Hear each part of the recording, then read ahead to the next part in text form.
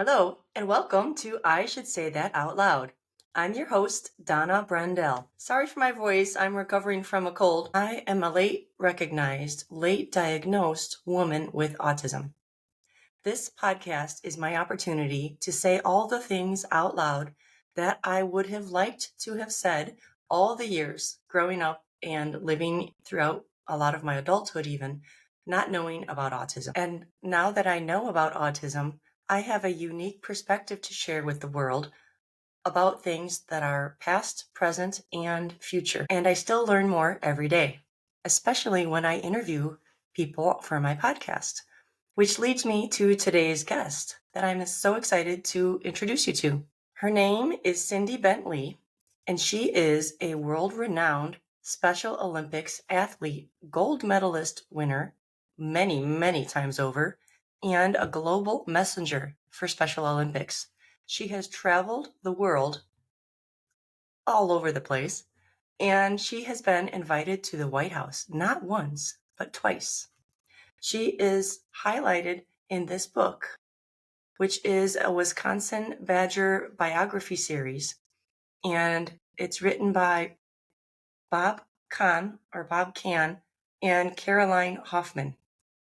We talk about this book in our interview. Cindy is also the executive director for a nonprofit organization that she helped to create called People First Wisconsin, which fights for the rights of people with disabilities. I had so much fun talking with Cindy, and I hope you enjoy our conversation as much as I did. Please comment and share your feedback and subscribe to the podcast so that you will be notified of my future episodes. I appreciate you so much. Thank you for listening, and tell your friends about this episode as well. Enjoy. Hello, and welcome to I Should Say That Out Loud. I'm your host, Donna Brendel, and I have a very special guest today, Cindy Bentley, with me. Say hello, Cindy. Hi. Hi. I met Cindy at a conference a few months ago at the Autism Society of Greater Wisconsin's annual conference, and I don't know how many years they've been doing this, but it was my second year there. How long have you been at the conference? Do you remember?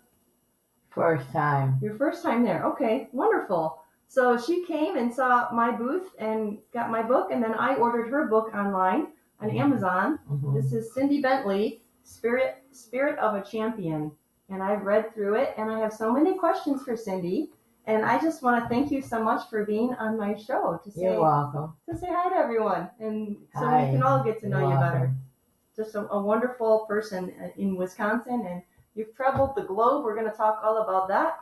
So first, I just want to say thank you for sharing your story with the world and for all the great work that you've done. It's amazing. You're an incredible woman. So your story starts out in, where do you want to start? Don't matter. Okay. So your story starts out as a baby when you were born. You almost died the day you were born, right? Yeah. Yeah. And you survived because you're a champion. You're a survivor.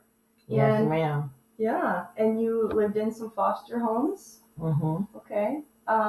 I grew up in kind of a foster home. Okay. So the woman that was my foster grandma, kind of, Okay. it wasn't a foster care situation, like a foster care program. Yeah. But a woman that my family knew, and she Okay. wasn't related to us, but she raised me for 6 years. Okay. So I'm familiar with that, but I don't think my situation was as difficult as yours. I had a really great experience with that.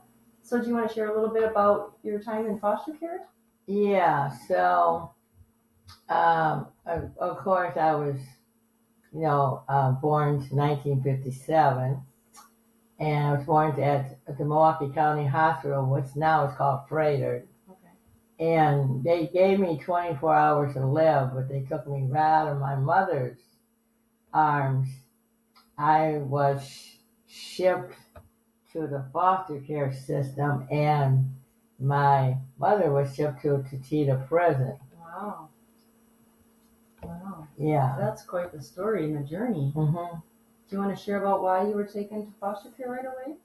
Well, they didn't trust my family to take care of me. I had plenty of family. Okay. Could have took me, but because of the situation and what my mother abused the drugs while I was in the system, while I was in her stomach. Oh, okay. And I guess he had did something prior, broke some laws. That was not the only reason why she went to Chiquita. Okay. But that was one of the reasons. Okay.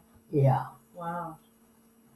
And then why I was in a couple foster homes, and then the second foster home, the mother just decided I should be dead, so she just took my little shirt. And so she just decided to play God, I guess. Thought I would be better off dead. Wow. But her husband came in. It saved my life with the burns, and here's some of the burns. Oh, gosh. And then I got on my stomach, back, and nine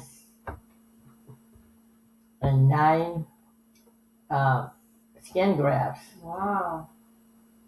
Do you remember that?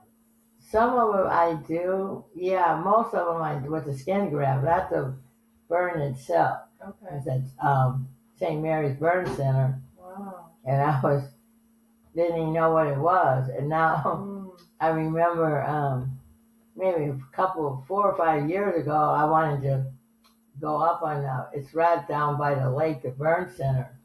And I went there to see what it was. They let me come in for a minute. Oh, okay. But there's all kind of people there that got burns. Wow. Yeah, I was a baby, so and I wasn't even supposed to live through that either. Wow. Somehow I lived through that, and then the States. This is what happened back in the 50s, 57. And they just thought, okay, if your parents can't take care of you, or they send you to an institution. That's what. And people with Down syndrome also, they would tell their parents, you need to send them to an institution. Or anybody that was different with some different. That's how a lot of people land up, like myself as a kid, in the institution. It was a very horrible place. Yeah. We were put in these cribs, and I cried a lot, cried so much. But when you have a lot of, we were called crack babies. Okay. So with all the stuff in your system, and then some other, so was always withdrawing from whatever. What my mother put so much in my system at a small age. Usually you don't live through that. I don't know. By the grace of God, I lived through this. Yeah, I was gonna say God wanted you here. Amen. Yeah, he had a big plan for you, didn't he? Yes, he did. Yes, he did. didn't know the plan when I was, Right. I thought I was going to die at that center. I really did thought I was going to die. So it's hard, to have to, think about this. Every time I think about it, it makes me stronger. Yeah. Person, You're a very strong person. Absolutely. Yeah, I don't know. Who knows? I just know that I wanted, first of all, I think I wanted to live. Sometimes I think about different things when I'm home by my own apartment. That, and then I always say, God saved me and the angels saved me for some really big things in my life. I didn't. And you just don't know that. Yeah. Until you get older. Yeah. My teenage years were terrible. What's your youngest memory? I think my youngest memory was when I was put in this crib, and all I did was cry. Okay. And they had all of us in these cribs, these awful cribs. And I couldn't feed myself at first, so they would feed you and stuff food down your mouth. Oh, wow. So. Okay. Wasn't really walking yet either. Yeah. You're supposed to be, by 1, you're supposed to be walking, but I was very delayed. Okay. And plus I had seizures, so from all the others, and I still got that condition. Okay. Yep. Wow. For the rest of my life. Yeah. Yeah. But could be worse, I guess. Yeah. You're still here, and you've done so many great things. So what was it like to grow up in an institution? You were at Terrible. The Southern Center, correct? Terrible. Okay. Didn't have a voice. Mm-hmm. The only thing I think is I got my education. Okay. Mm-hmm. You got your education at the institution? Yeah, I had to go to school. Mm-hmm. And then by the time I got to, they sent me out for middle school. And then when I went to middle school, and then I went to high school too. Mm-hmm. And I got, but in the book it says I'm still on the ground when the teacher was saying I wasn't trying hard enough. If you read the book, the problem was if you had to keep repeating the same book over and over, Dick and Jane. I knew that book. How much did she want me to try with a book I already know? So you were ready to move on, and she just give me some different reading. Yeah, wow. And and then she would have me writing the same things over and over. Mm-hmm. I wanted to be challenged. So when I got out to the real world of middle school, I learned more. And then, so that wasn't even true in that book. But I guess when he was writing the book, he asked some questions, and that's when she was actually still alive at the time. Now she deceased, but she was a very interesting teacher. And then she had married our principal, which he was a very interesting person too. Okay. How much can you try? Repeating things. Yeah. I was what I'm saying. Yeah. And I was actually going to ask you about your teacher, and I was going to ask you what teachers can do to help kids with intellectual disabilities, to help them. Yeah, I think now my teachers on the outside of the center were great, except the swimming teacher. But my teachers believed in me on the outside. So like the swimming teacher at the high school level, she just exampled that I could not swim. So she would say, "You're going to fail my class." And I always, behind my little mind, I would say, I liked it when somebody told me I couldn't do something. It was going to happen. It made you try even harder, didn't it? Yep. Yeah. And then there was some girls in this swimming class, which I'm going to say they were a peach, but they wasn't. Okay. So. You're so kind and gentle. They said, "Oh, well, we don't want any burnt person in our swimming pool." Oh, wow. And then they were, bullying me and teasing me. I didn't know what bullying was until, Yeah. But now I know. So I'm just going to say, I was bullied, threatened, but that was okay because they just kept on doing their talking. The swimming teacher kept on doing her talking. And I says, well, I had to take this test. It was required as a freshman. And then I had to take it again in my junior year too. I did fine in both. Wow. But the freshman, oh wow, I was scared to death of water, but the deep water. Yeah, but you overcame. They didn't know the spirit of Cindy, did they? So the swimming teacher, like I said, I was very terrified of water. Yeah. But she kept on saying, "You're going to fail. I was going to fail." Well, I just said, "God, either I'm going to drown or pass this test." That's what I said. Wow. And I jumped in that deep water, came back up. I was fine. I passed the whole test. Oh my goodness, you're so courageous. 3 of those girls in that class had to take the class over. Oh, wow. Because they were even scarier than I was, and they didn't even do half of the stuff. Oh my goodness. So. That showed them, didn't it? Yep. That's so great. So it says in your book that you moved to a group house a group home at age 26. Yep. How did that feel? I mean, it was a lot to do, learn. Senator didn't learn me everything, so especially about.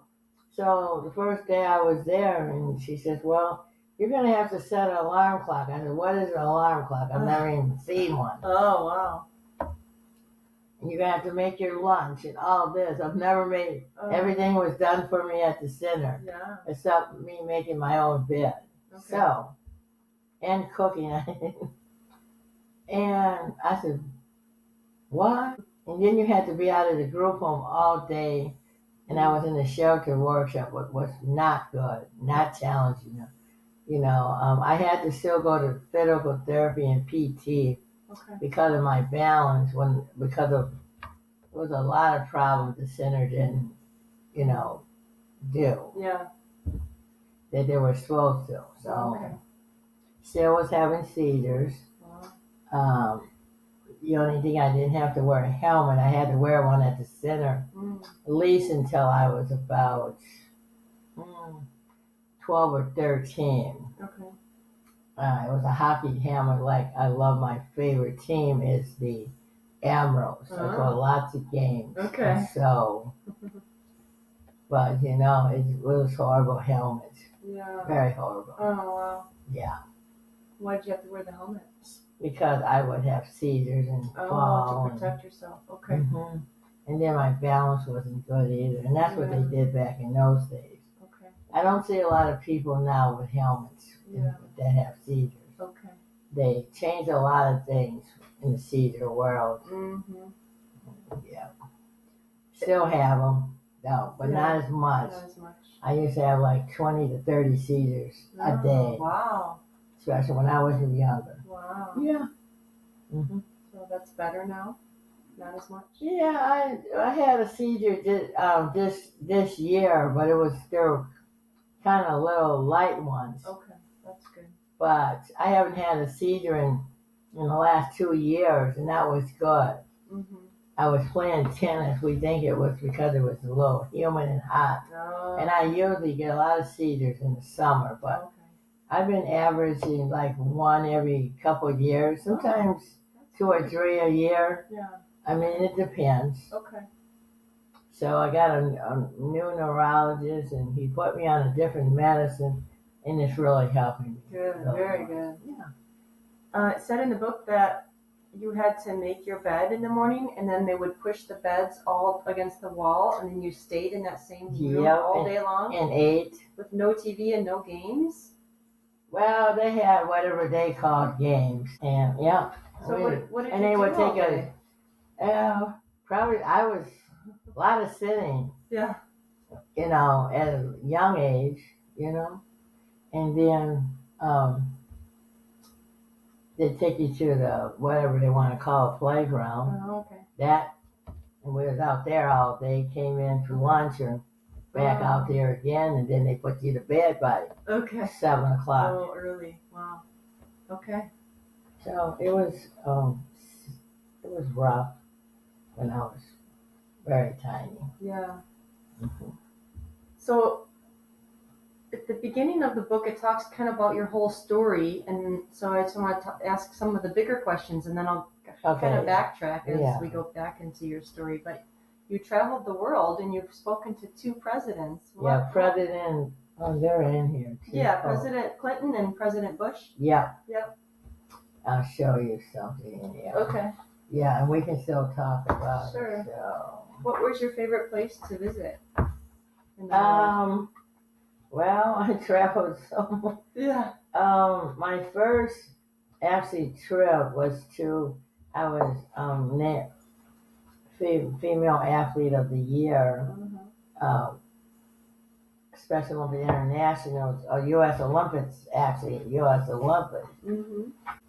So that was to Colorado, and it was the first time ever on a plane. I was scared to death. Oh, yeah.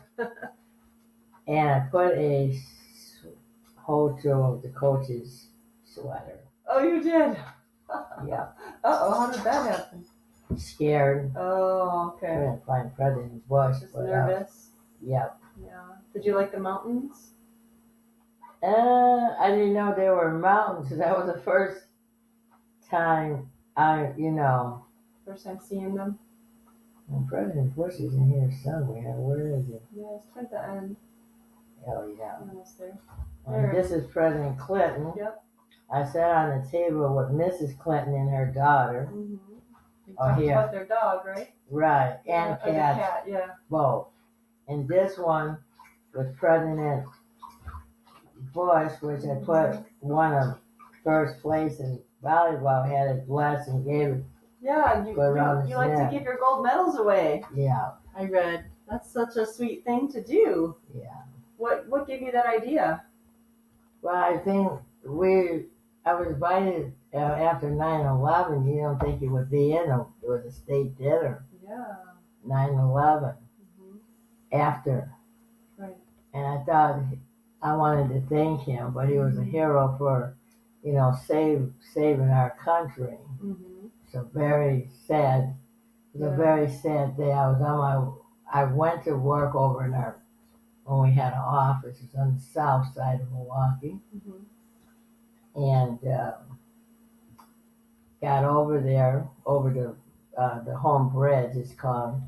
Okay. Got to the office, said, you got to turn around, you got to go home because they're going to close the home bridge. Mm. And I said, okay. By the time I got home, put the news on, and I guess the first plane went through, and then the next plane went through the Pentagon, and all day long, and then we had a threat downtown with a couple big buildings they were threatening to go through too. Yeah. So, wow. So I just thought he was a hero, President Bush. And you gave some of your medals to some women in prison too? No, it was police officers, actually. Oh, police officers, okay. One police officer, because I do a special Olympics. There was a Milwaukee police officer that did the torch run. Bill Robertson, I think it was his name. He was on duty. Somebody shot through his paddy wagon, and he got killed, and his wife was expecting twins. Oh, wow. And then I called Officer Brenner and said, what can I do? And so I went to the whole thing, the funeral. It was a long day, but I have respect. And Officer Dale Brenner was integrated Special Olympics into law enforcement. Oh, wow. Now it's all over the world and country, the torch running. And so they raise a lot of money. Yeah. But I gave the medal to his wife. Oh, wow. Yeah. Wow, what a sweet sentiment. Yeah. Just came up with it, woke up and seen it. Was watching news about 4:30 that morning, 5. And I called hysterical to the Officer Brenner and said, what can we do? And, yeah. Wow. Wow. And I gave another police officer a bravery medal too. Oh, that's so touching. You're so sweet. Thank you. Yeah.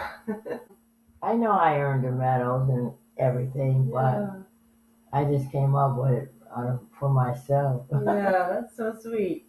Yeah, they're yours. You can do what you want with them, can't you? I still got plenty of gold medals. How many have you Silver. won? How many have you won? Oh, God.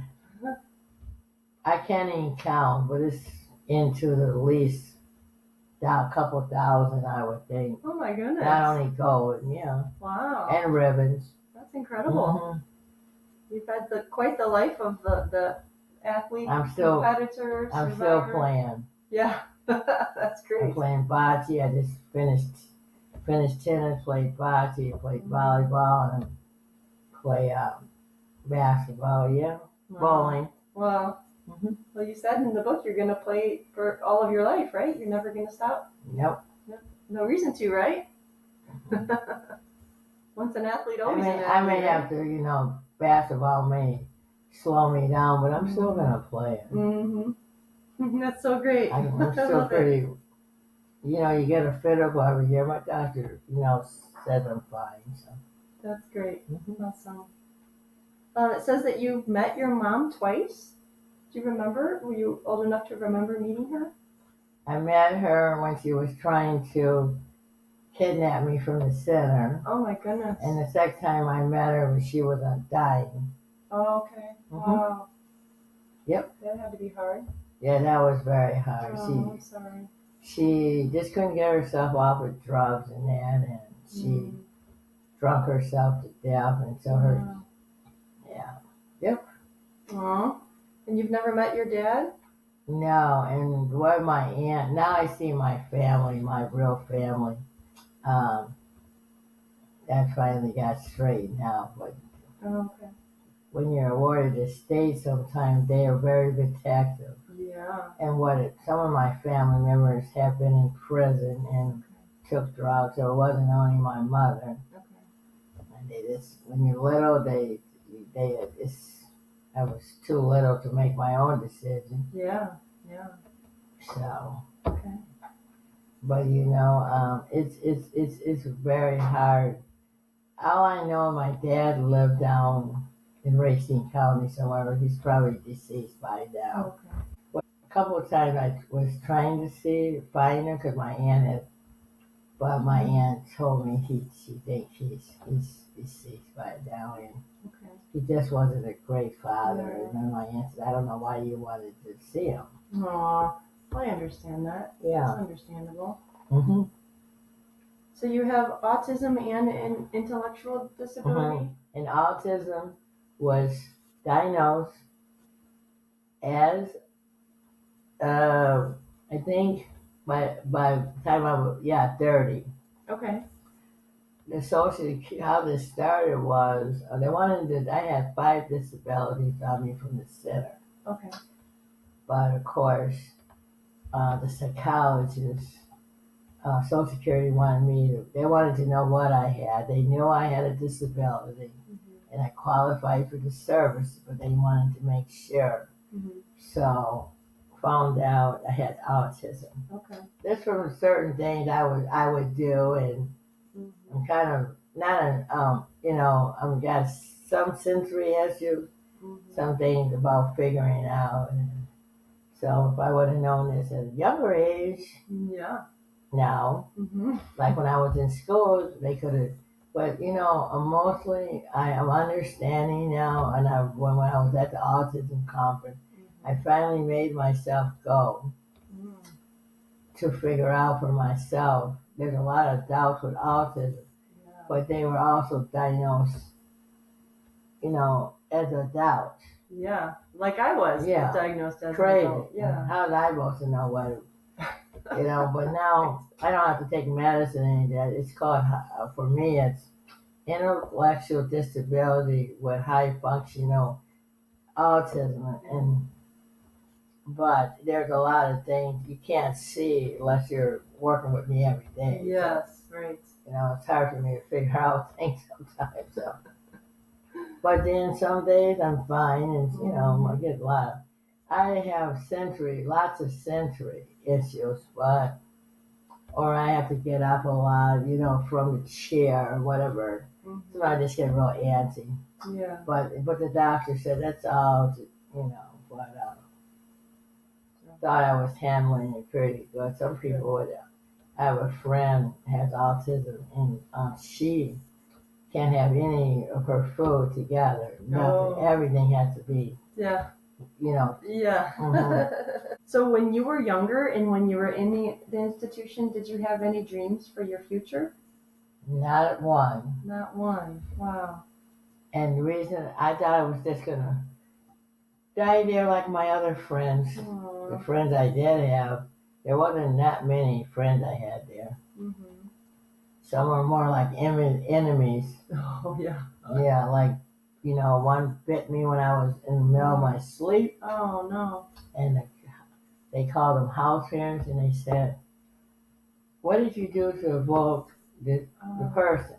Oh, goodness. How can you evoke somebody when you're sleeping? Yeah. 9 stitches on this. Yep. Oh, goodness. Yep. Wow. So stupid. And a lot of the kids lived there all their life, right? Some, yeah. Before they started changing that. Yeah, and then what they did, now they have all the kids, now they now no one goes in there. They have a thing now. They're not taking, they're not supposed to be. Yeah, they have different homes in the communities now. Yeah. Yeah, that's great. But the institution is still there. We want that one closed and the one up in Madison closed. Yeah. Don't need them. Yeah. And we're wasting a lot of money on both of them. Mm. And we need to bring our people home and services back to the community. Yeah. And we got a lot at Southern, which is from Milwaukee County. Okay. Could come back here. Yeah.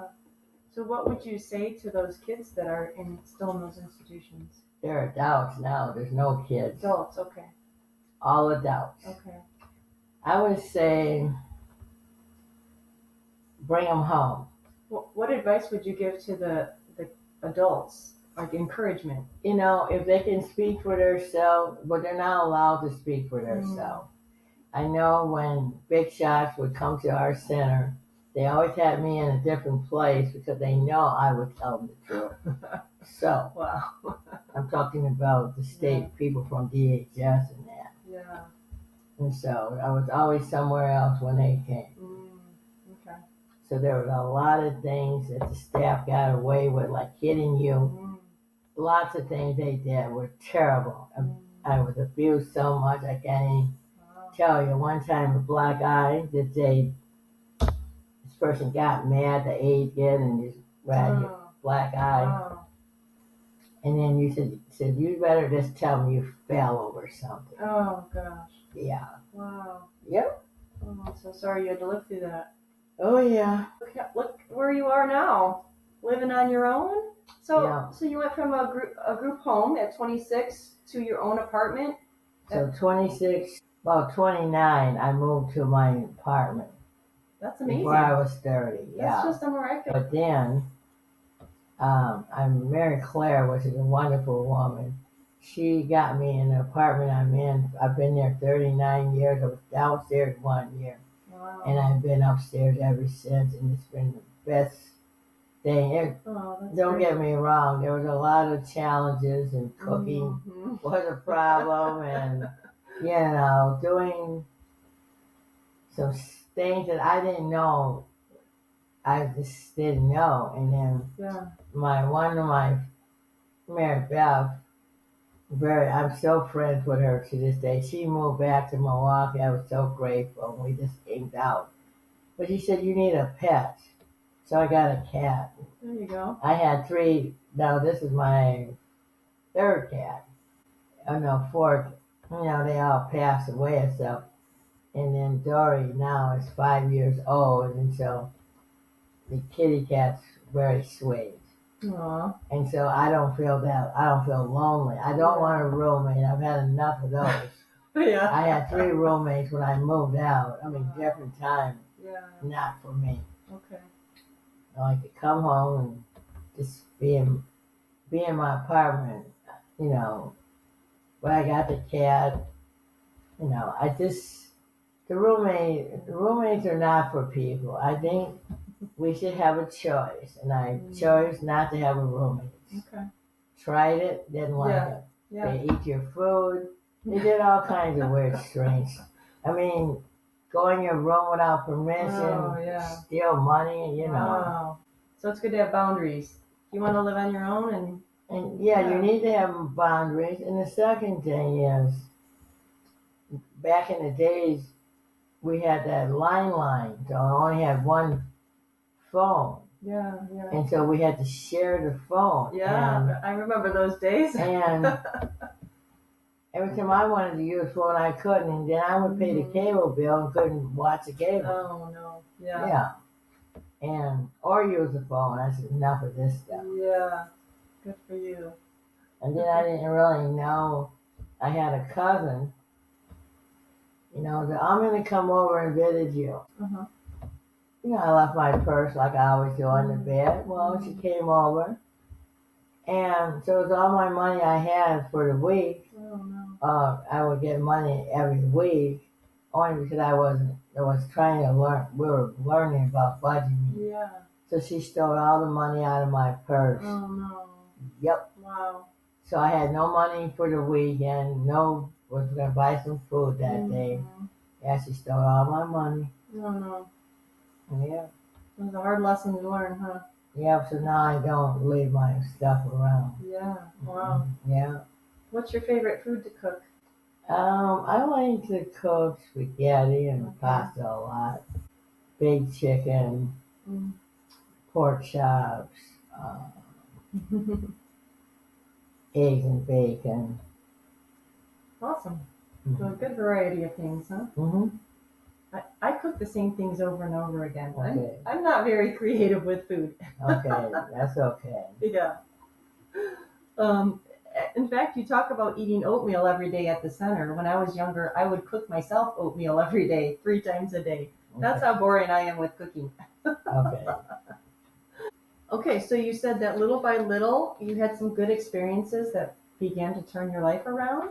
Yeah, so in the center, I had Chris Ziegler, which was due to my occupational there. I had to go to occupational therapy and PT every day before lunch, Uh-huh. school, and then occupational therapy, and she got an idea that I should be running to get all the anger out. Ah, okay.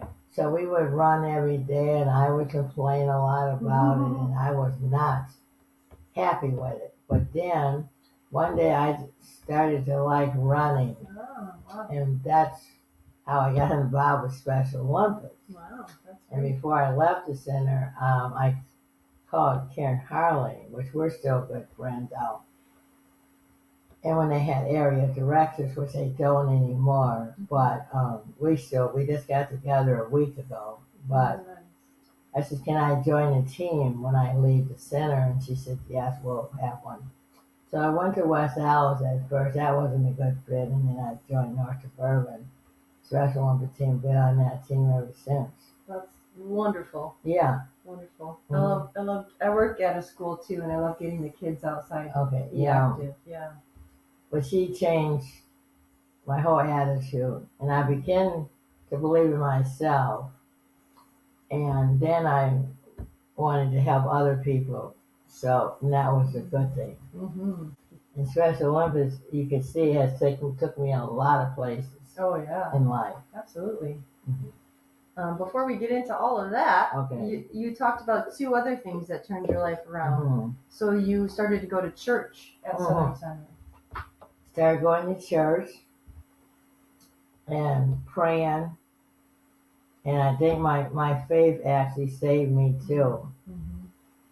That's wonderful. And then I was just at a rummage sale with Nancy. This is maybe about a month.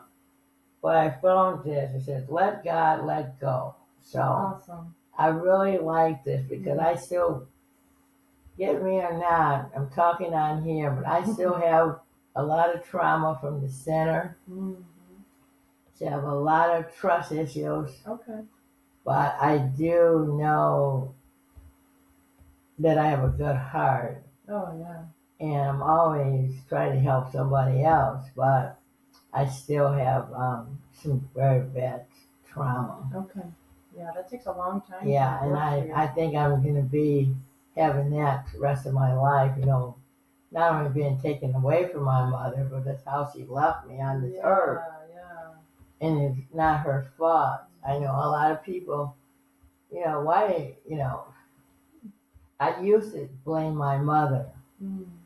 but then talking to a lot of people, my mother had a sickness. Yeah. And when you have a sickness to drugs and that, it's hard. Mm-hmm. She tried. And then a therapist had told me one time I had to see a therapist, which is, I believe in them and I don't believe in them sometimes. It just depends. Yeah. But I'm going to see another therapist. We just have to work through some other stuff. Mm. People think people with disabilities just don't go through anything. But um, I wrote a letter to my mother, and where my mom is in the cemetery close to my house. So I wrote this letter maybe 5 to 10 years ago. I can't remember. Wow. And I forgave her for everything she did. Oh, it's so sweet. Mm-hmm. Wow. Yeah. Because we just have to move on.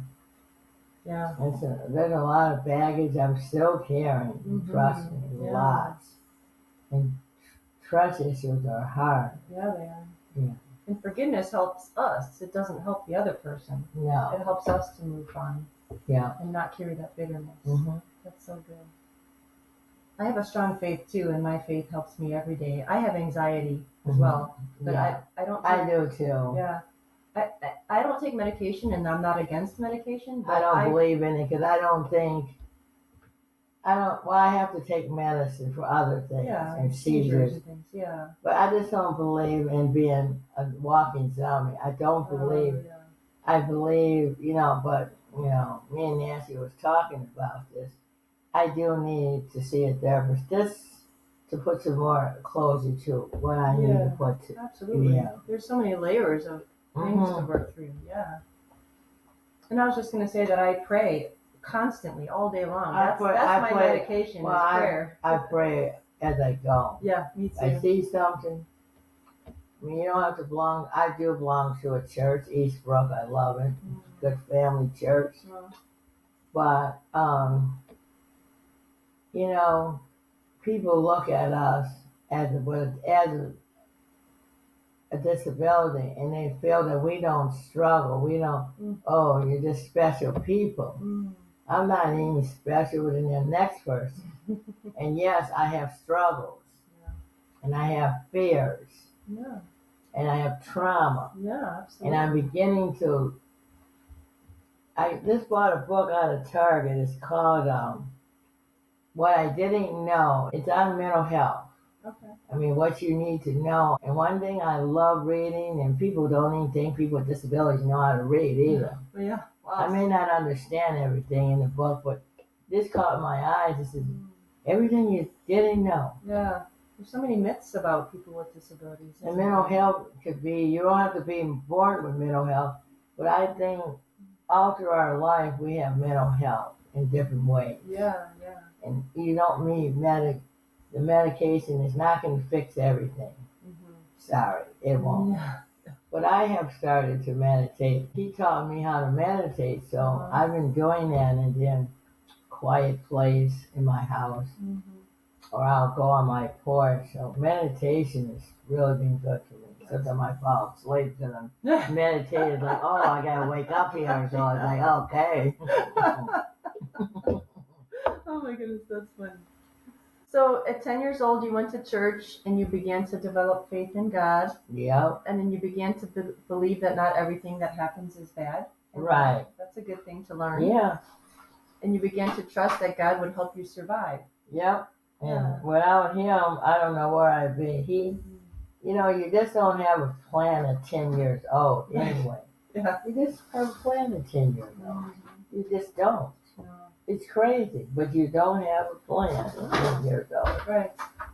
But it's nice to know that somebody does, huh? That's God. Somebody's looking out for And I was brought up Catholic, and I made first communion at the center, which was good. But I go to a Christian church because, not that I'm against the Catholic Church or anything, I was just bored in the Catholic Church. Yeah. I like the music in our church, Eastbrook. Yeah. There's so many Eastbrook churches, but it's just so. I took myself to a church one day. It was Eastbrook over at Riverside High School. Fell in love with the church and been with it ever since. Awesome, that's great. It's good to have a good church home. That means a lot. And I like going to church. And then this year, actually last year, I took it upon myself. I needed to serve and give back. And the book says too that your faith helped you to become less angry. Yep. That's helpful. Yep. To not be angry all the time. And then it finally says that your faith in God made you believe that you weren't alone or without help. And so when I was still at 10 years old and finding my faith, I knew God was there watching me, and he knew how much abuse I had to go through. But, God also suffered, suffered a lot more than I suffered. So, and then the angels, I believe in angels too. And And I think the angels also were watching over me too. So, yep. Yeah. God commands the angels. Because I know I've been through a lot, and every time I've came through everything I've been in, So, yeah. Yeah. So you had your faith experience, your introduction to the Special Olympics. Yeah. And then the third was, like you mentioned, Chris Ziegler, your recreational therapist. Yeah. She got you running. So, man, that just sent you off. And I think joining that saved my life, because I don't know if I said it or not, but I didn't want to land up like my mother in the system. Yeah. Never. Yeah. I don't think I would survive the system. First of all, I got too kind of hard to be in a place like that. I mean, to a point. Don't, I'm not perfect. And I don't plan on being perfect, but I know I didn't want to line up like my mother. But back then, my mother was born, they didn't have anything for people. They didn't even have like psychologists in that, which they got now, to save people. Right.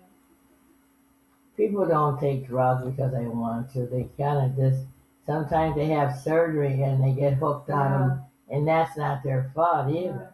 A lot of times it's self-medication for anxiety and trauma and all these. And then you get, and it's a quick fix, and then you say, oh, I'll take some more, and before you know it, you're hooked on these things. So it's not always somebody just trying to do it. Yeah, right. So you started running, and then you started winning all these races. What do you think made you so fast? Who knows? I was always complaining. I have no idea, but yeah, and I love it, yeah. Yeah, but you were fast, huh? Mm-hmm. Yeah, that's so great. Skinny and fast. Yeah. Long, Oh, yeah. I was,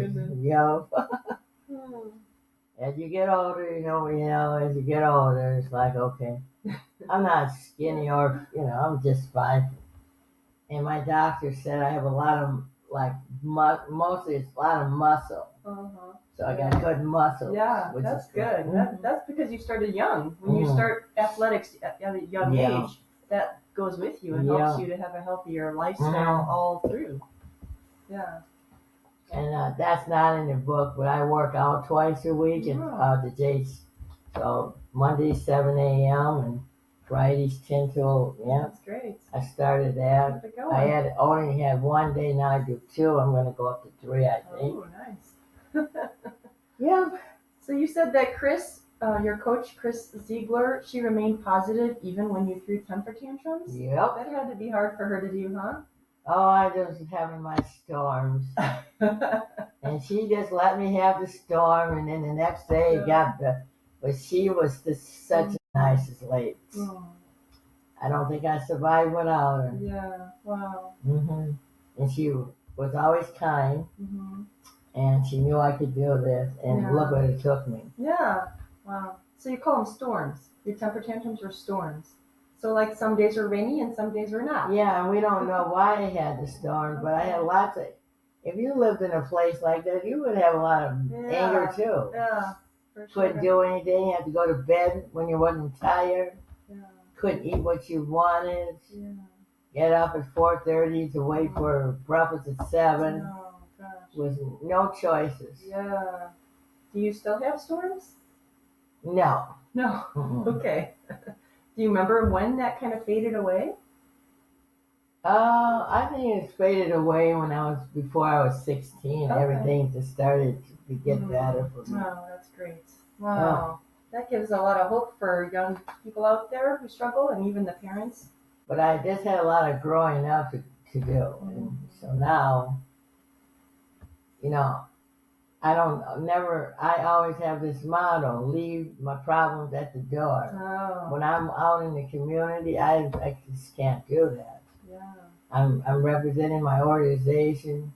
I just, right. And then I just, some days I do have maybe storms here and there. But this, I know if something just got me so mad, and I say, God, just please get me out of this get me out of this mood. Yeah. few minutes later, I'm fine. Sometimes I fall asleep when I'm so riled up. Yeah. I just fall asleep, Yeah. and it just happens to me. And then when I wake up, I'm fine. Okay. But then the kitty will get up on the lap. I have a little blanket, and she just gets me all back to normal. She is a sweet. I'll show you a picture in a minute of my sweet baby. Yeah. So you have a lot of supports now with your faith and your friends. And I have so many circle of friends. It's just amazing. You know, I can't go anywhere in this community. Somebody knows me. And so nice. It's just, but I don't like to bring a lot of attention to myself. I like doing these podcasts in there, but it's not about me. At the end of the day, to me, it's educating people. Young people need to see this podcast, older people, and even people like in their 80s in there, because I think sometimes people in their 80s, they can be kind of grouchy. But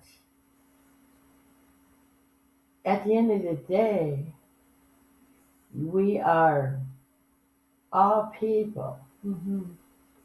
And don't have a chip on your shoulder.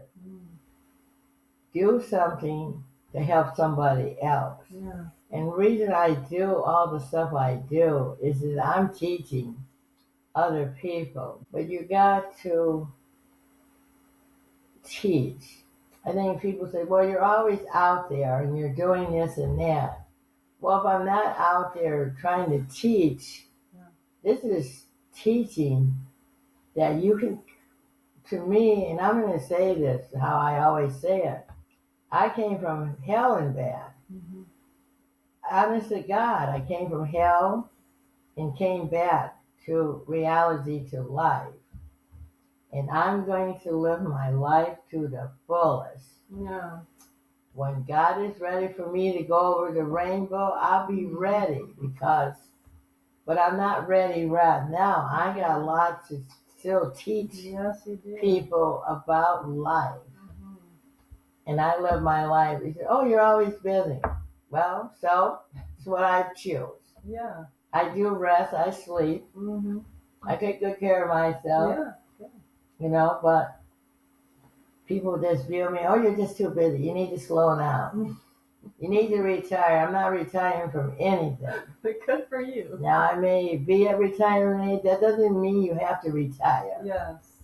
I'm walking. My mind's good. I'm going to continue to do this job until I can't do it. Then I'll know when I'm ready. And God is going to let me know when I'm ready. Yeah. So until then, I have to continue to, you asked me about this, and I'm happy to do this. Oh, thank you. I'm not doing it for myself. People need to listen to these podcasts because they're important. I hope I make other people stay.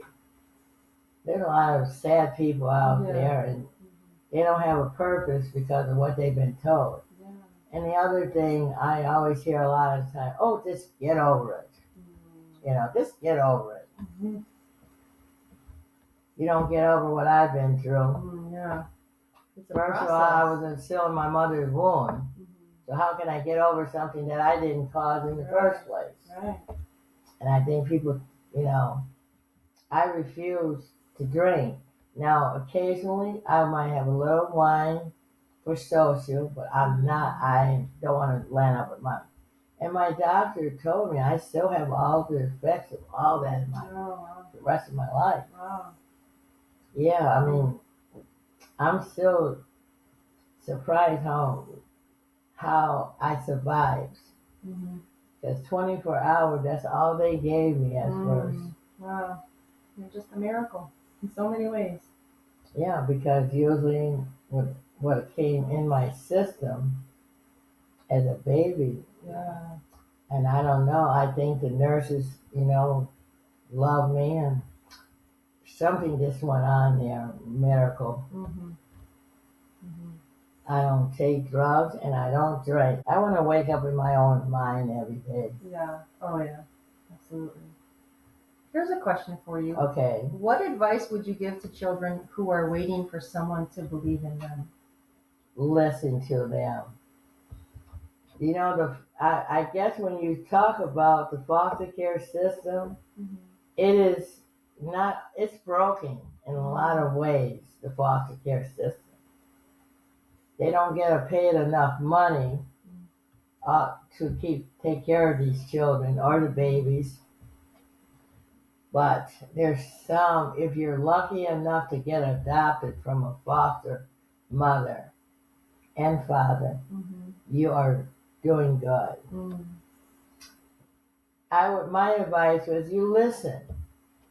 You know, they've been taken away from their own parent. They're going to want to know, where is my real parent? Yeah. Through my church, we have a lot of foster kids through there.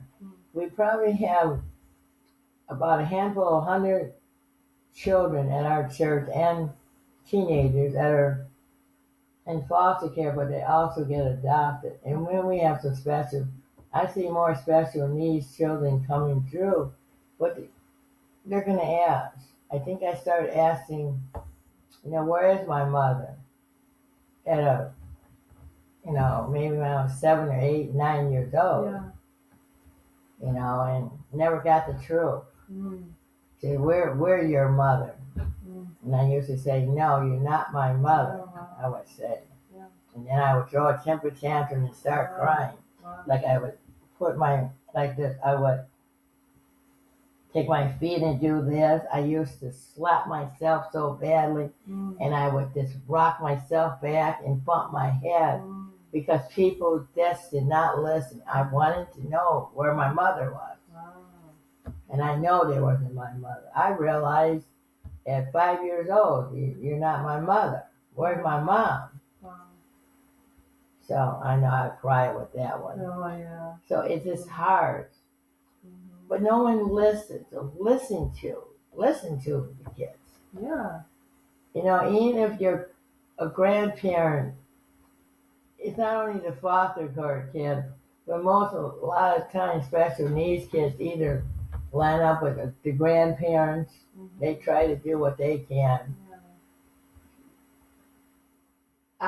I say we didn't ask to come in this world, where we're brought in this world. And when they start asking these questions, where you need to be truthful. You got to be truthful. Do you think they're ready for the truth at a young age? Well, yes and no. I think you start out slowly. Yeah, okay. I don't think you should, at 2 or 3, they don't know the difference. I think, but by the time they get 5 years old, they're going to ask where their mom is. Yeah. And then, they just you have to break it down into their language, into their age. Yeah, okay. And as they get bigger, build on the truth a little bit more. So when they get in maybe 2nd or 3rd grade, you really do need to have more conversations with them. Yeah. And then they're kind of starting to understand. And then when they're in 4th, 5th, and 6th grade, you have some conversation. And then maybe they may have to see a children's psychologist or something to help them. Yeah. Otherwise, they're going to line up in the system from behavior problems. So you want, and I'm going to say this, I always say this, all children need is love. If they don't have love or hugs, I'm not always freely with my hug. I'm better at it because I never was hugged, so I wasn't always into the hugging. Okay. But I still have my guards up when it comes to hugging. Yeah. It depends. Sure. I have to be like in my kind of mood to get a hug. If I'm not, you're not getting a hug. Okay. Simple as that. That's okay, yeah. Ain't that a doubt. Because I didn't even know, but it's affection. It's showing the affection. I looked it up. A lot of things I look up on the computer, and it's really opened my eyes up, how to be a pet. You know what I mean? Mm-hmm. Yeah, Mm-hmm. very, very good. Yeah. So you think the relationship with the children is important as people are trying to share these hard truths Yeah. with them? Yep. Yeah. I think so. Mm-hmm. Okay. But you have to break it down, So it's like, sometimes parents are too young to even understand they're having a baby, but, the consequences of having a baby and if they come in with special needs, it's hard. Harder, yeah. Sometimes they get their children back, and that's a good thing if they can come back with their mom. Yeah. Fortunately, that didn't happen for me, but that's all right. I think I have a lot of mothers in my seriously. I have a lot of mothers. Yeah, you do. More than what I need, but I'm fine. Seriously, no, Yeah. It's good. I've had a lot of mentors and moms too. Mhm. My mom died when I was young in a house fire. Oh, When I was 10. So oh my God. Yeah, I've had a lot of mentors over the years to help me. Oh, so you know Dad? This your mom? My dad, they were divorced, so my dad was not in the fire. Yeah. Mm. And that still couldn't save her. No. Oh. No. How old was you? I was 10. Yeah, that's young. Mm-hmm. Yeah, went through a lot. Look, I think you always need, fathers are fine, but the way I always hear it, you need your mother the most because mothers are very nurturing. You need your mom. And who do you go to? Usually it's your mom before you go to your father. Yeah. I mean, seriously. Mm-hmm. And so I've heard that and looked at them, mothers have a different way than fathers. Mm-hmm. Not that the fathers are not caring. Right. Yeah. There are some good dads out there too that can do both. Oh, trust me, I know. All right, so I want to talk about your work. I love my job here. Yeah, you learned a lot of different skills at a lot of different jobs. Oh yeah. Yeah. Slave job. This is a good job, but job before that, oh my God, it was so many. Thanks to Dr. Laura Owens for walked out of the shelter workshop, and that's when my employment started. The real job. Yeah. Yes. You look so excited about that. I was. Yeah, that's awesome. Let me tell you. I didn't know where I was going either when I walked. Well, what do? You call the police. I'm lost. Trying to get back to the group home. Oh, wow. But I worked at the Y. Well, people, if I would have stayed at the shelter workshop, I would put all these, do you have a Better Crocker cookbook? I might, but I've never used it. So, and don't worry about it. So anyway, we put all these crazy stickers on these books. I mean, brought home $5 to $6 every 2 weeks. Now, how can you live off of that? Wow. I got sick of that. And plus, I just got sick of everything with it. So one day I said, I'm gone. They didn't even know I walked out. I'm gone. And you got your own job? Well, I met Laura Owens. Okay. And she said, I'll help you get jobs. And so I did. Awesome. And I've been working ever since. So tell me about your career path. What was your favorite job? My favorite, the YMCA. Okay. Till Marquette bought us out. And I kind of moved up the ladder there, so. I've been to that one. I like that one. Not the Brown. Up in the. No, the one downtown. Yeah, downtown. Oh, you've been there? Okay. Yeah. But anyway, I was a mini care coordinator, so that means when the parents would come and work out, I would take care of their little angels. Okay. Aww. And then I moved up the ladder to putting all the kids on the buses from, they're all the lawyers, kids lawyers. The parents were lawyers down at the courthouse. And they would, I would put them on all the buses. Okay. I had 9 buses I was in charge of every morning. And so I had to make sure they were on their buses. And if they were sick, I had to call their parents. It was a lot of responsibility, but I handled it. Wow. So first bus would show up, and so we went from.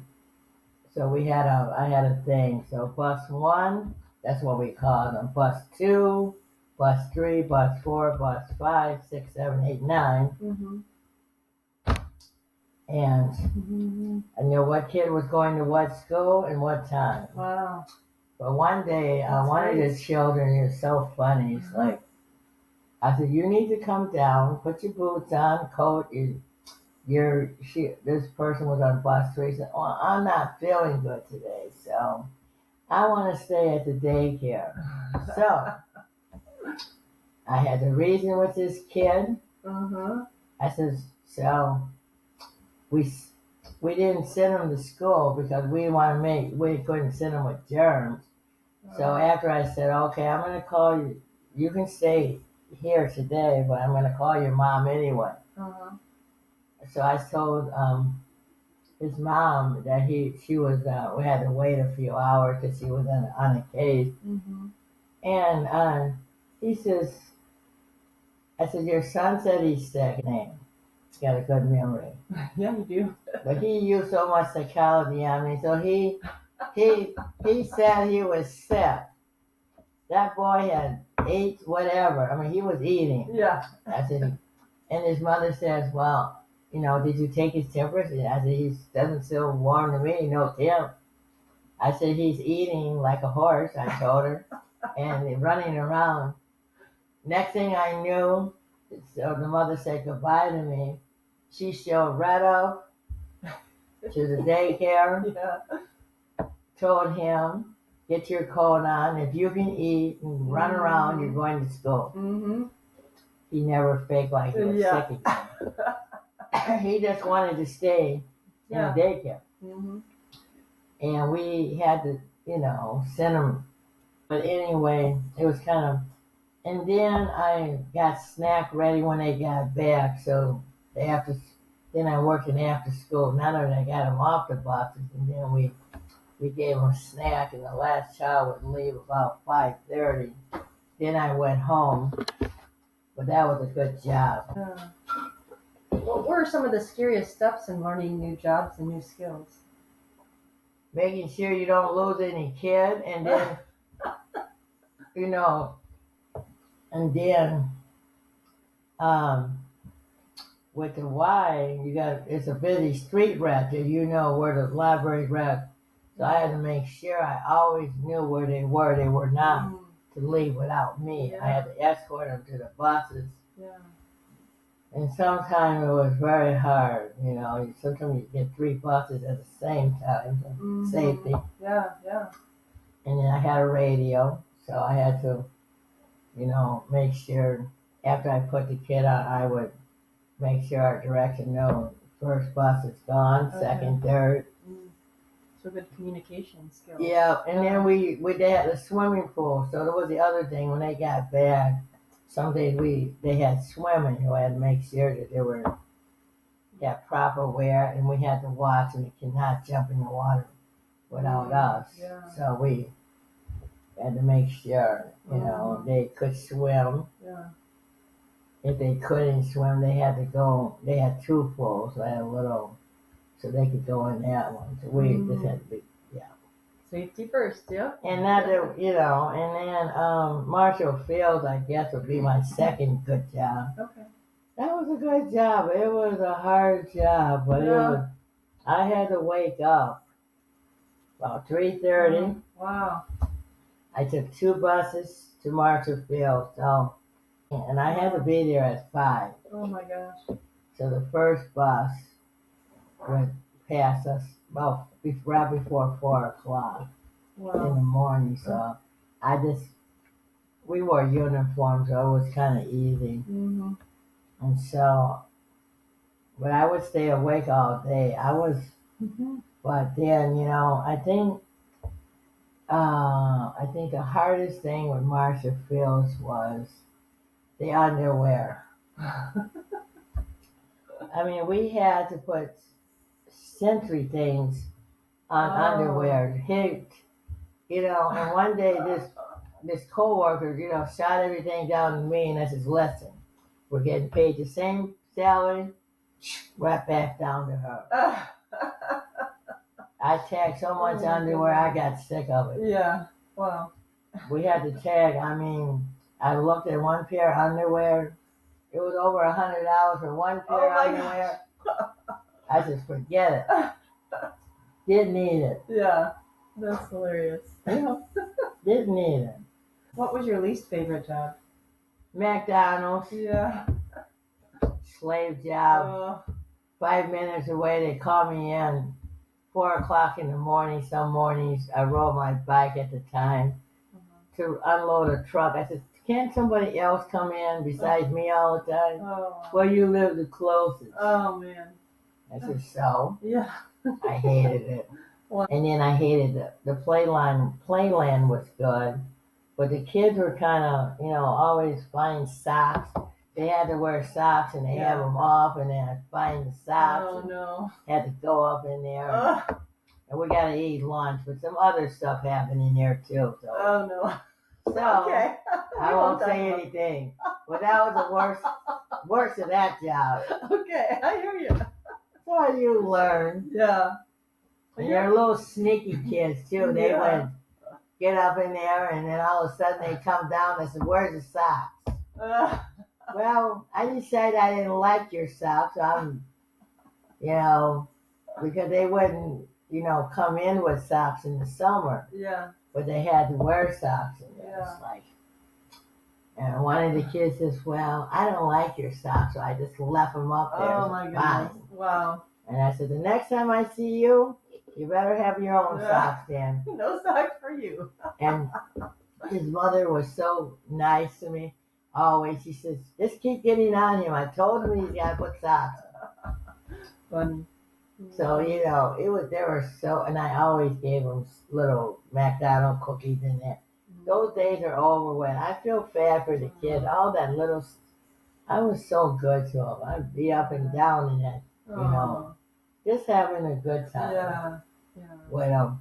And you know how little kids are, they talk back to you. So it's like, Yeah, they do. they told me he told the little, told me about the socks. I said, "Okay, fine." Well, you're quite the go-getter. You started out volunteering at a lot of places, and you get offered jobs. Yep. Yeah, that's so great. And I just volunteered because I wanted to keep busy. But at the nursing home, I was volunteering and said, we can pay you to be activity director with her. Did that. That's great. I don't know. I just kept on working and been working since. Yeah. You just got it in you. I don't have time to, you do have to do something with your life. I just found my own little jobs. Yeah. Didn't have a job coach at the moment. Then I got job coaches. Okay. So, yeah. So, speaking of job coaches, what advice would you give to somebody with a developmental disability or intellectual disability to encourage them to get work? I say you got to get out. We have this saying, get out of the fishbowl. Number one. Number two, your job development and job coaches are good. It's just we don't pay our job coaches enough money to do what they do. They're not gonna. You get a lot of the job coaches right out of college. Okay. But a lot of times they can't. They don't make enough. Mm-hmm. And they don't have much experience either. And much experience. College, yeah. And so if you're gonna work with somebody with a disability. And a person with a disability, they got to be open. A lot of, they don't. I think the job coaches, I've had good experience with job coaches. I've had a little bad experience with some too, but most of them been good. Okay. It's just finding one and keeping the job coach because they might work 3 months and they're gone because they find something they're going to pay. Like Amazon pays more than they pay a job coach, for example, or a nurse or a hospital. Yeah. You $10 an hour, you can't live this economy, you can't live off of $10 an hour anymore. Yeah. I got a pretty decent wage myself, and I'm thankful for that. Yeah, for sure. But I think people should never work in a shelter workshop. They should try new things. They can work a couple of days a week. Sometimes their parents are scared for them to be working too. Sometimes. Yeah. What would you say to the parents then? Let them fall a little bit. Let them fall. Yeah. You won't know until they really try. Yeah, right. That's good. There's a lot of good parents, and I think they're scared, though, for their son and daughter. And if they don't have a lot of communication skills, there's a lot, and then there's some jobs that are just too hard. But I see jobs out here all the time where, like in these fast food licenses, they can put things in bags, they can put naps, And I think in schools sometimes they tell the parents that your student is not workable. You can't. They don't know that because they haven't really had them in a job. So how do they know? Yeah, that's good to know for the teachers too. Yeah, you don't know what they can do. Yeah. It's the unknown. Yeah. Try. I always say with Laura Owens, I say when I talk to the teachers at UWM, she certifies all the teachers for special ed. And so when I talk to them, the simplest things, let them learn how to tie their shoes. If they don't, get some shoes that they can just slip on. Let them dress themselves. Let them, if they have a hard time, let them start the zipper and then let them finish it. And let them pick out their own clothes. So if they go to school mismatched, most kids in school, I see all kinds of, we were doing safe and free. Some of those kids were dressed so wild. Mismatched, that's the thing. It is, yeah. One child had 2 different tennis shoes on. That's a style now. It's like, wow. Okay, so there you go. Right. I guess you can dress it. You don't know who a teacher is either. Yeah. I can't tell because when I was in school, they had to wear dresses and all that. In our generation. Yep.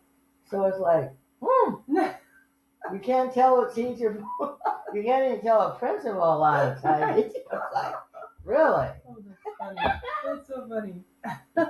We go in there and I said, oh, they dress just like the kids. Which I think is a good thing. Who wants to be in a suit and tie? Yeah. You're working with kids every day, especially Oh my gosh. I don't know if you ever noticed that, but it's seriously, you're going, oh, who's the teacher? Who's this? Yeah. I have noticed that, yes, for sure. It's funny.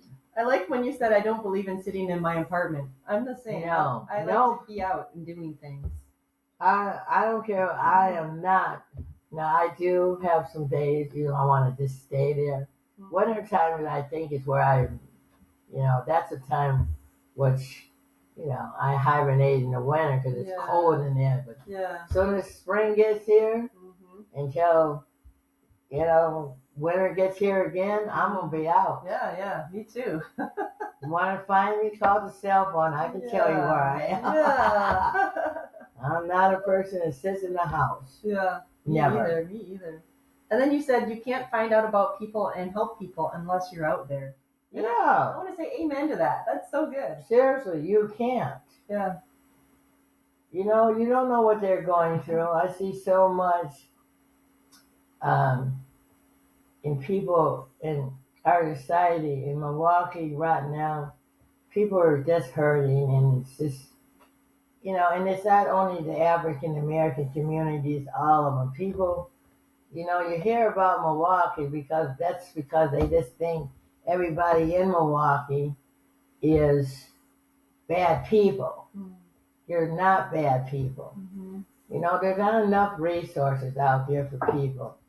Minorities are not a minority. Rich people have problems. Middle class people have problems. Yeah. I see so many people that are lost. We're lost, and then I don't want to get into the politics, but right now everybody's so torn about what's happening to our world. And I just pray for everybody. Our teenagers are doing all kinds of. Yeah. They don't have that home training, as they call it. Yeah. They parents, young parents, they're taking care. Well, they're raising babies raising babies. Yeah. Anybody that's 16 years old and having babies is their babies themselves. Yeah. So It's hard. it's very hard out there, and we need more resources for everybody, especially. I think since COVID, a lot of mental health all over the globe, Yeah. and it's not going to be fixed anytime soon. Yeah. But we need to be there for each other, and so I need to be out in my community. I learned so much hurt, Yeah. so much. People, I say good morning to people. Some people don't say good morning anymore. Yeah. Yeah. Yeah. I even say good morning to bus drivers, on our city buses. Even if they're overworked, they're tired, but you got to make a living. And I think our children in the schools, they say, what's the sense of going to school? But it's a law, but, like children with special needs or children with autism and teenagers, but if you got good parents backing you, you're going to make it. So I'm taking a class actually on multicultural competence. Oh yeah, good. So you mentioned the struggle with the African American community, but you said it's not just them; it's everybody. It's everybody because the Latinos, Puerto Ricans, but the African Americans, I just hated the other day when we've been called black folks. We're not black folks. We're called African American. And I have two things. I'm a person with an intellectual disability, autism, and I'm African American. It shouldn't be the color of your skin they look at. And then people don't have what they need. Jobs or whatever. But it's not only, we can't just look at African Americans. There's white folks that are suffering. There's Puerto Rican. Everybody are not going to be top executive.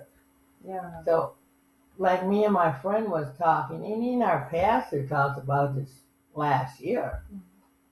Don't just say African Americans are having, people all over the globe are having struggle. They want good jobs, and women, of course, we're always underpaid and overlooked. I don't care what color you are, they think you can't do anything. So I'm just saying we shouldn't put a race in it. We should take one person at a time and what their struggle is. So I'm glad you're taking that because people need to learn about diversity. And diversity is not only African American people. I like to know more about the Native American and how they struggle. I like to know about how Puerto Ricans and Mexicans, they're good people. But they always hear about the bad things.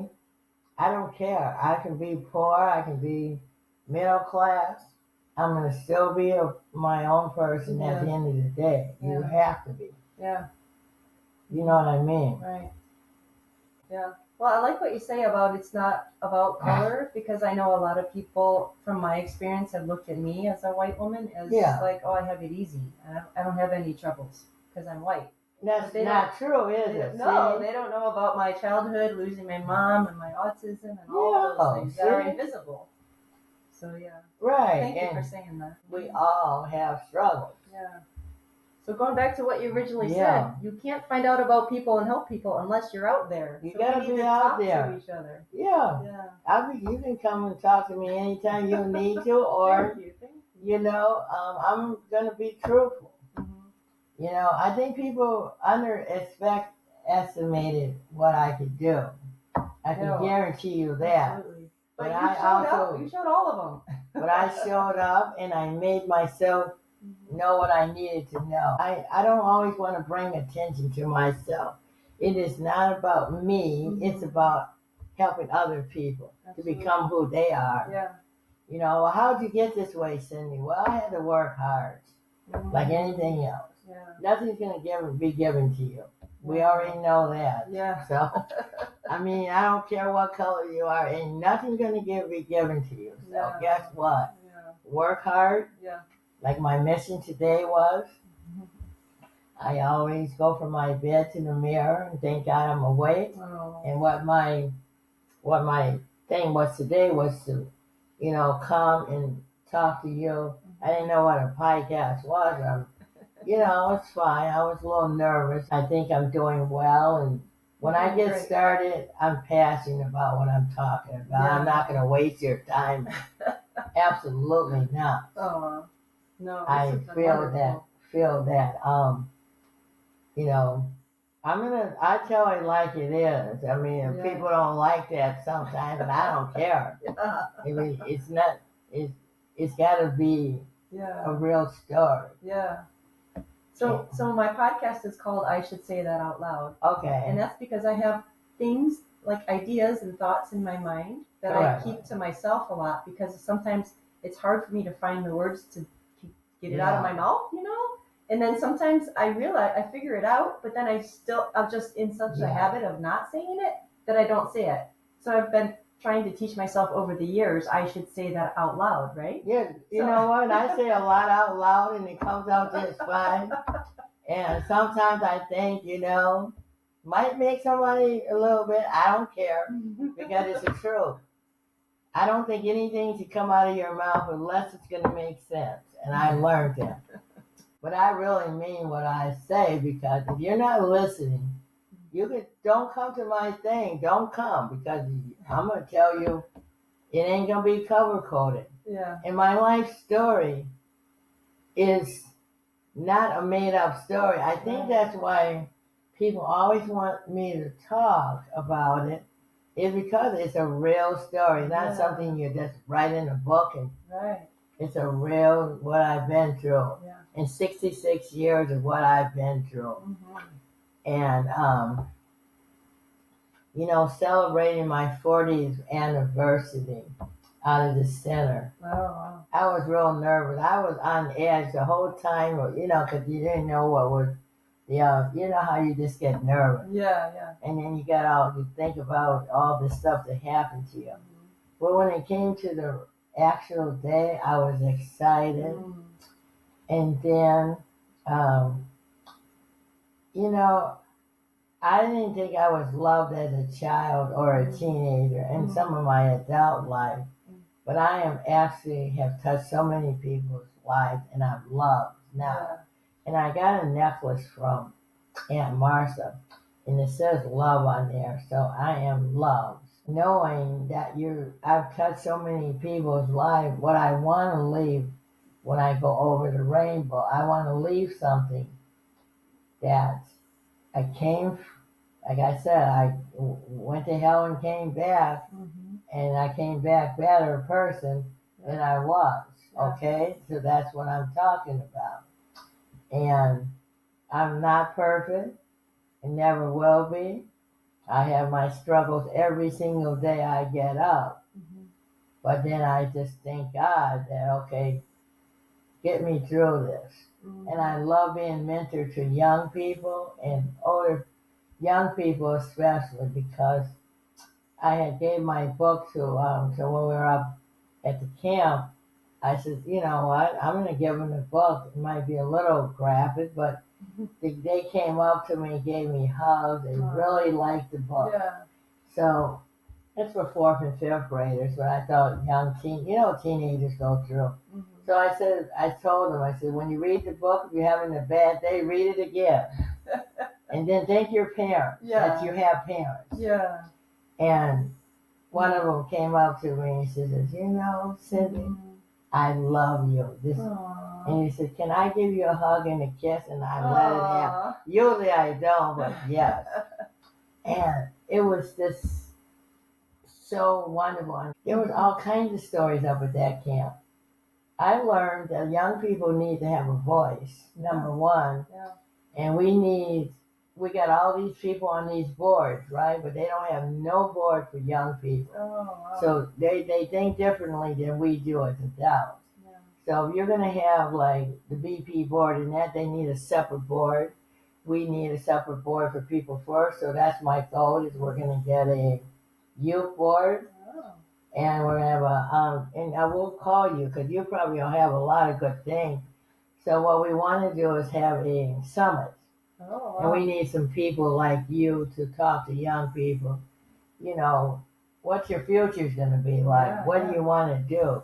Somebody that really is just not going to come in the, you know, and I want people that we can have there that's going to believe in our young people. And they're so talented. I just didn't know how much. Yeah. And I lost my teenage years. I didn't get to do what Ben did up there. Yeah. I lost my teenage years. Mm-hmm. Boy, I don't know what my teenage years were because I lost all of that. Yeah, yeah. And that's like, and I'm always trying to make that up too, you know, but what can you do? You just try to live one day at a time and 1 minute at a time. And because I said, wow, I could have did this as a teenager. I could have did this, you know. Well, of course, back when I was born, people with disabilities were always locked up anyway. You didn't see a lot of people in the community like you do now. Yeah. Now the community is going to have to get used to that. Yeah. We are here to stay. Absolutely. And even the young people, you don't like it, too bad. Yeah. They got good jobs, the young people, some, you know, working in coffee shops or whatever. Don't expect that we need to be in the shelter workshop, putting stickers and getting paid a couple of dollars. Right. We don't want your charity. We want a job. Yeah, so I put that on there. That's great. We want a job. Yeah. I need a job because I love shopping. I love taking care of my baby kitty. Need money for that. Yeah. So that's great. In closing on this, I just want to say, treat us like you would treat your own son and daughter. Don't treat people differently. Hold us accountable. Ooh, yeah. Adults and, you know, teenagers. Yeah. And so that's why I want to leave with this. I think if we're doing something wrong, you hold them accountable. Yeah. We don't want the sympathy. Just treat us like we're supposed to be treated. Absolutely. And do not use color in it. This color is not what defines us. And I'm going to leave this. Is that it's not what's on the outside, it is what's in your heart. Yeah. So if you can remember that, that's all I have to say on this podcast today. Aw, thank you so much, Cindy. Thank you so much. Yep. I appreciate it. Now it's lunchtime. Lunchtime, time to eat. And then you can tell me your other story. Yep, I will. Thank you all for listening. Thank you. Thank you. Send us your questions. Maybe we'll do this again.